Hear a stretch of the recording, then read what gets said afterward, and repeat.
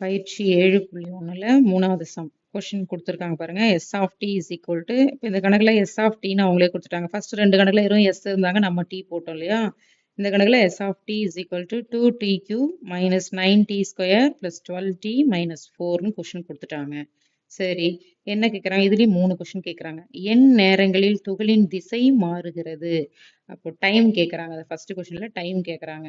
ஒன்று கேட்குறாங்கன்னா ஒன்று கொடுத்துருப்பாங்க இல்லைங்களா. இதுல துகளின் திசை மாறுகிறதுன்னு கொடுத்துருக்குறாங்க.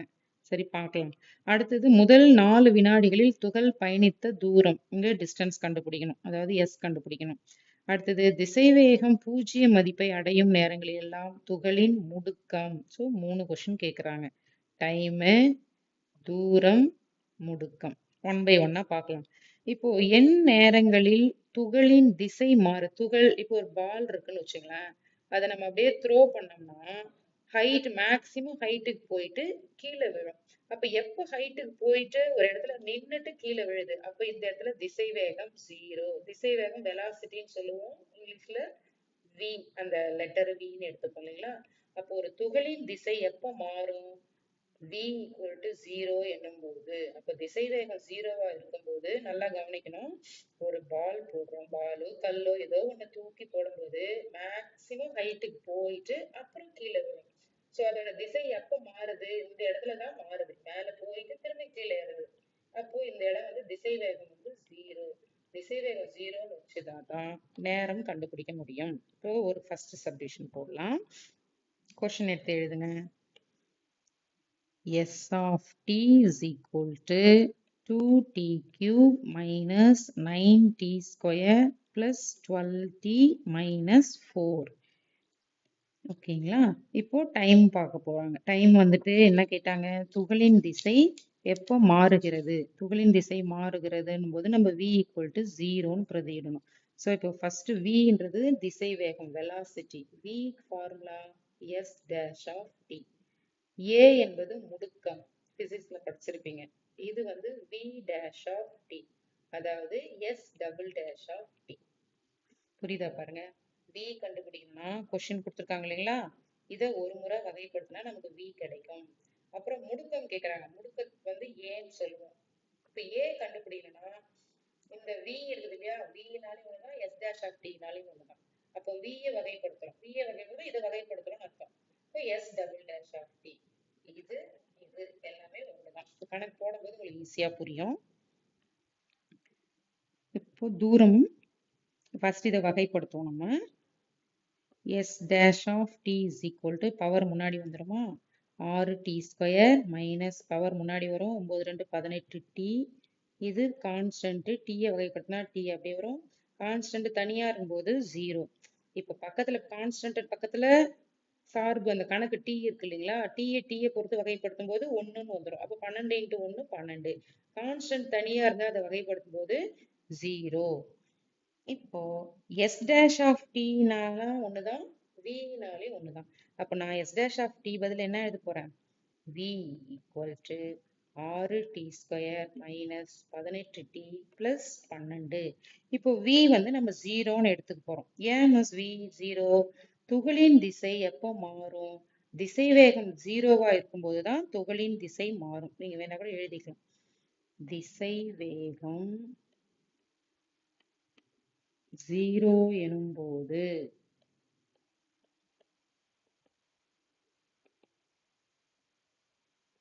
துகளின் திசை மாறும். அப்போ v வர இடத்துல என்ன பண்ண போறோம்? 0ன்னு பிரதிட்டோம்னா 6t² மைனஸ் 18t பிளஸ் 12. நான் என்ன பண்றேன்? 6ஆல வகுத்துடலாம். இதை கொஞ்சம் ஈஸியா இருக்கும் நமக்கு கணக்கு. இப்போ 0 is equal to 6ஆல வகுத்தீங்கன்னா என்ன வரும்? t² மைனஸ் இது 6ஆல வகுத்தீங்கன்னா 3t பிளஸ் 2. இதை அப்படியே மாத்தி எழுதிக்கிறேன். ஒரு இருபடி சமன்பாடா கிடைக்குது பாருங்க. 3t plus 2 equal to 0. So அந்த இருபடி சமன்பாடை நம்ம காரணிப்படுத்த போறோம். இப்போ முன்னாடி ஏதாவது கெழு இருந்துச்சுன்னா அதை எடுத்துட்டு வந்து இங்க பெருக்கிட்டு கண்டுபிடிப்போம். இங்க எதுவுமே இல்லைன்னா நமக்கு 1 இருக்கிறதா அர்த்தம். சரிங்களா. அப்போ 1 × 2 2, பெருக்குனா 2 வரணும், கூட்டினாலும் கழிச்சாலும் -3 வரணும். அப்ப அந்த 2 நம்பரு -1 -2 பாருங்க. Minus into minus plus 1 2 minus ஒன்னையும் மைனஸ் ரெண்டையும் கூட்டினா மைனஸ் 3 கிடைக்கும். இப்போ இங்க முன்னாடி எதுவுமே நம்பர் இல்லாதனால நம்ம டைரக்டா இதை வந்து காரணியா எழுதிக்கலாம். எப்படி எழுதுறோம் பாருங்க, t minus 1 into t minus 2 equal to 0. அப்போ t is equal to 1, t is equal to 2. So 2 answer நமக்கு கிடைச்சிருது. அப்போ ஃபர்ஸ்ட் கொஸ்டின் தான் கேட்குறாங்க, என் நேரங்களில் துகளின் திசை மாறுகிறது. t is equal to 1, t is equal to 2 வினாடிகளில் துகளின் திசை மாறுகிறது. ஸோ இப்போ நம்ம ஆன்சர் எழுத போறோம். Therefore, t is equal to 1 வினாடி போடலாம், 1 வினாடி, comma t is equal to 2 வினாடிகளில் துகளின் திசை, கொஸ்டின் அப்படியே பார்த்தீங்க, துகளின் திசை மாறுகிறது. ஃபர்ஸ்ட் கொஸ்டினுக்கான ஆன்சர் முடிஞ்சது. அடுத்து செகண்ட் கொஸ்டின். ஃபர்ஸ்ட் கொஸ்டின் வந்து என் நேரங்களில் துகளின் திசை மாறுகிறது. t is equal to 1, t is equal to 2 வினாடிகளில் துகளின் திசை மாறுகிறது. அடுத்து செகண்ட் கொஸ்டின் பாருங்க, முதல் 4 வினாடி, இதுலயும் ஒரு ட்விஸ்ட் இருக்கு. முதல் 4 வினாடினா நீங்க என்ன சொல்வீங்க, 1 2 3 4ன்னு சொல்வீங்க. அப்படி கிடையாது. முதல் 4 வினாடினா ஸ்டார்டிங், இனிஷியல். அப்ப ஸ்டார்ட் பண்ணும்போது 0 1 2 4, ஏன்னா 1 2 நம்ம கண்டுபிடிச்சோம், 0ன்றது ஆரம்பிக்கிறது. 4 ஏன் போட்டோம்னா அவங்க முதல் 4 வினாடின்னு கேக்குறாங்க. அப்போ 3 எங்க மிஸ் போச்சு, 3 பத்தி அவங்க பேசல. சோ நம்ம இந்த 3 விட்டுறலாம். அப்போ ஆரம்பிக்கும் போது 0, நம்ம கண்டுபிடிச்சது 1, 2, அதுல இருந்து 4 வரைக்கும் 3வது வினாடி பத்தி அவங்க பேசல. சோ அதை நம்ம விட்டுறலாம். இப்போ இதை எப்படி கண்டுபிடிக்கிறது, நம்ம இங்க போடுற பாருங்க, ஸ்டார்ட் பண்றது 0, 0ல இருந்து 1 வினாடி, அப்புறம் 2, திரும்பியும் 4. ஸோ 3 பத்தி பேசல அவங்க. இப்போ நம்ம கொஸ்டின் போகலாம். இது ஒரு ஃபார்முலா இருக்கு, s of t is equal to, இதுல பாரு 0 1 2 4, எது பெரிய நம்பர், 0 பெருசா 1 பெருசா, அப்ப பெரிய நம்பர் கழிக்கும். இந்த ஃபார்முலா மட்டும் ஞாபகம் வச்சுக்கோங்க.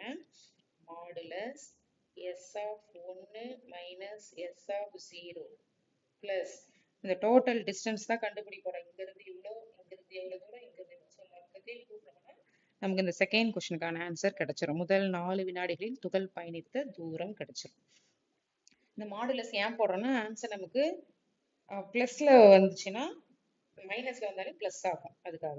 அடுத்த ஃபார்முலா என்னது, மாடுலஸ், அடுத்து 2 இங்க இருக்கு பாருங்க, 1 2. இப்போ இதுக்குள்ள எது பெரிய நம்பரு, 2. அப்ப எப்படி எழுதுவீங்க, s of 2 minus s of 1 modulus plus, அடுத்தது 2 4, இது பெருசு இது சின்னது. அப்போ எப்படி எழுதுவீங்க, s of 4 minus s of 2. So இப்போ இது 1 by 1 s of 1 கண்டுபிடிக்கணும், s of 0, s of 2, s of 4 தனித்தனியா கண்டுபிடிச்சி இதில் பிரதியிட்டோம்னா நமக்கு ஆன்சர் கிடைச்சிடும். ஸோ இப்போ ஒன்று ஒன்றா போடலாம். ஃபர்ஸ்ட் நான் தனித்தனியாக கண்டுபிடிச்சிடும். s of 0, இது எப்படி மிஸ் கண்டுபிடிக்கிறது, இந்த 0 1 2 4 இது எல்லாமே கொஸ்டின் s of இல்லையா, கொஸ்டினை போய் பாருங்க, இதுதான் கொஸ்டின். இதில் போயிட்டு t வர இடத்துல எல்லாம் பிரதியிடும். ஓகேங்களா, நான் வேணா கொஸ்டின் வேணா இங்கே எழுதுறேன், சைடு உங்களுக்கு புரிஞ்சுக்கிறதுக்காக எழுதுறேன். s of t is equal to 2t³ minus 9t square plus 12t minus 4. இப்போ கண்டுபிடிங்க s of 0, t வர இடத்துல எல்லாம் 0 போடுங்க, இங்க 0 போடுங்க, இங்க 0 போடுங்க, இங்க 0 போடுங்க, இங்க 0 போடுங்க. அப்ப நமக்கு என்ன ஆன்சர் வரும், s of 0னா -4ன்னு வரும். எல்லாமே 0 ஆயிட்டு -4 மட்டும் இருக்கும். அடுத்தது s of 1 கண்டுபிடிக்கலாம். t வர இடத்துல எல்லாம் 1 போட்டு பிரதியிட்டீங்கன்னா என்ன வரும், 2 minus 9 plus 12 minus 4. இதை சுருக்குனீங்கன்னா 1ன்னு கிடைக்கும். அடுத்தது s of 2, s of 2 0.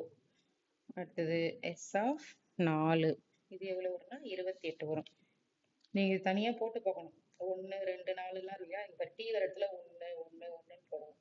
அதே போல 4னா s of t வரல 4ன்னு போட்டு பிரதிக்கிட்டீங்கன்னா உங்களுக்கு இந்த ஆன்சர் கிடைக்கும். ஸோ இந்த கிடைச்சிருக்கிற இந்த 4 ஆன்சரையும் இங்க போய் பிரதியிட்டோம்னா நமக்கு ஆன்சர் ஃபைனல் ஆன்சர் கிடைக்கும். Is equal to modulus S of 1 எவ்வளோ 1 மைனஸ் எஸ் ஆஃப் 0 மைனஸ் 4. இங்கே ஏற்கனவே ஒரு மைனஸ் இதனால பிராக்கெட் போடுறேன். அடுத்து plus S of 2 0 minus S of 1 1 plus S of 4 எவ்வளோ கிடைச்சிருக்கு 28 மைனஸ் எஸ் ஆஃப் 2 0. ஸோ இது பார்த்தீங்கன்னா 1 மைனஸ் உள்ள போச்சுன்னா மைனஸ் இன்ட்டு மைனஸ் ப்ளஸ் ஆகும் இல்லையா?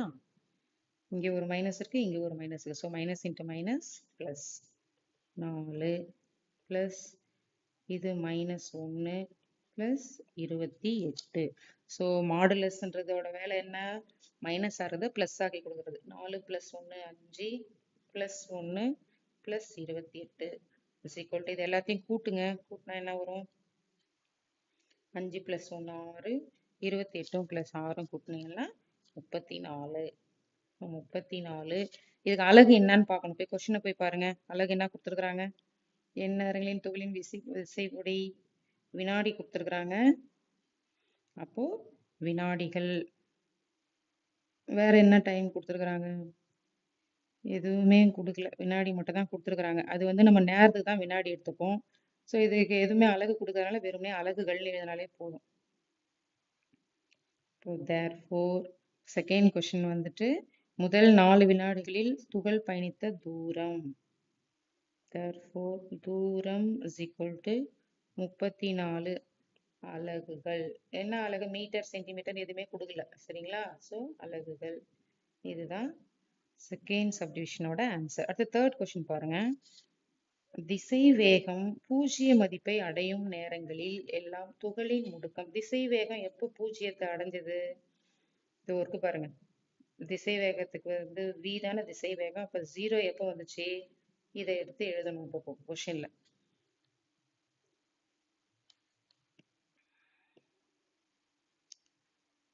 Zero is equal to